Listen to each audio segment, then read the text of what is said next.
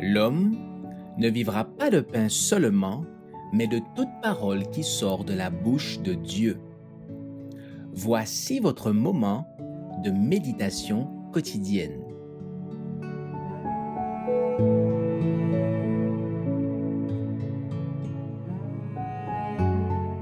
Des surprises, le 17 décembre. Ce sont des choses que l'œil n'a point vues, que l'oreille n'a point entendues, et qui ne sont point montées au cœur de l'homme, des choses que Dieu a préparées pour ceux qui l'aiment. 1 Corinthiens chapitre 2 verset 9. Quand vous vous sentirez transporté d'admiration par les beautés de la terre, pensez au monde à venir qui ne connaîtra pas la souillure du péché ni les affres de la mort, et d'où aura disparu toute trace de malédiction. Représentez-vous la demeure des élus, et souvenez-vous qu'elle sera infiniment supérieure à tout ce que votre imagination peut concevoir de plus beau.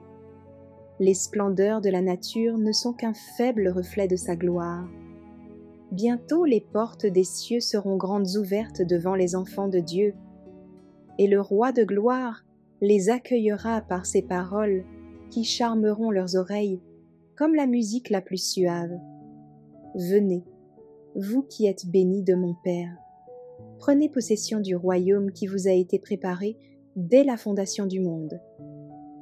Matthieu, chapitre 25, verset 34.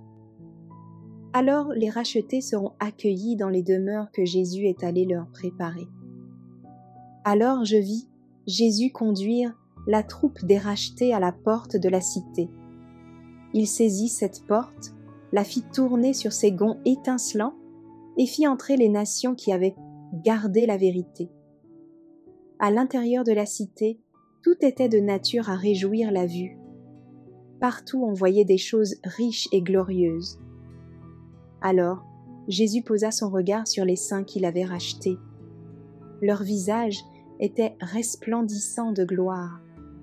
Et lorsqu'il fixa sur eux ses yeux pleins d'amour, il dit de sa voix pure et musicale : « Je contemple le travail de mon âme et j'en suis rassasié.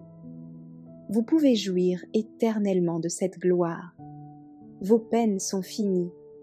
Il n'y aura plus de mort, plus de deuil, de cris, de souffrance. Nul langage ne saurait décrire le ciel.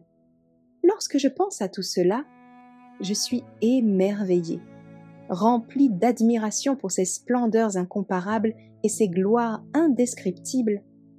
Je ne puis que poser la plume et m'écrier : « Oh, quel amour! Quel merveilleux amour !»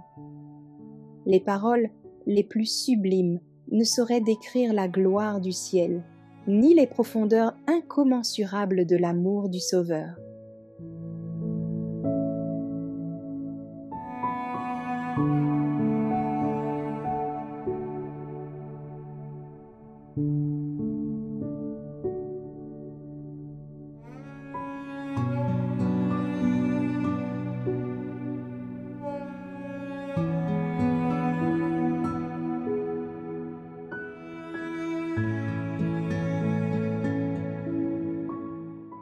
Merci d'avoir écouté cette présentation. Assurez-vous de nous rejoindre demain pour votre moment de méditation quotidienne avec lereste.org.